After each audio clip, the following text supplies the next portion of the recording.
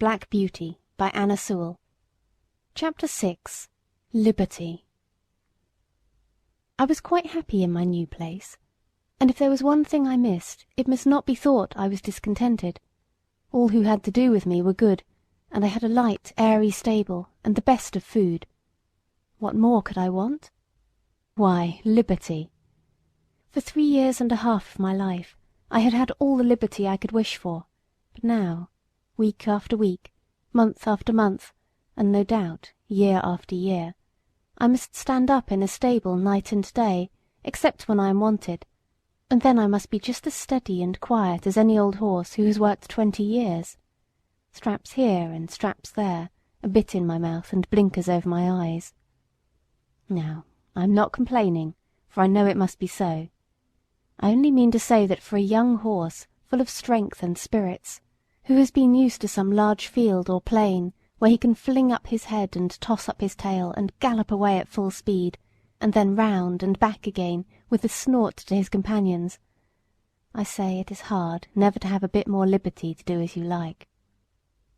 Sometimes, when I have had less exercise than usual, I have felt so full of life and spring that when John has taken me out to exercise, I really could not keep quiet.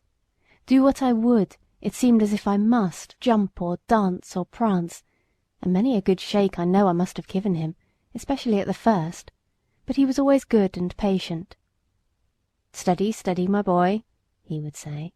"Wait a bit, and we will have a good swing, and soon get the tickle out of your feet."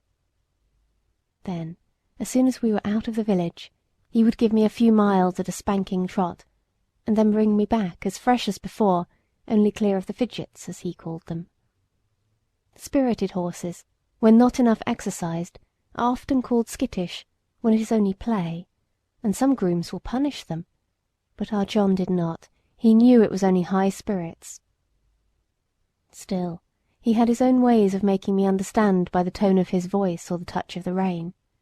If he was very serious and quite determined, I always knew it by his voice, and that had more power with me than anything else, for I was very fond of him.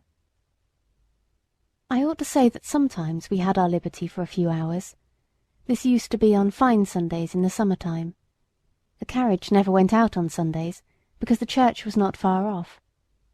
It was a great treat to us to be turned out into the home paddock or the old orchard. The grass was so cool and soft to our feet, the air so sweet, and the freedom to do as we liked was so pleasant.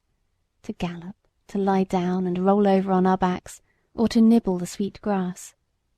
Then it was a very good time for talking, as we stood together under the shade of the large chestnut tree. End of chapter 6.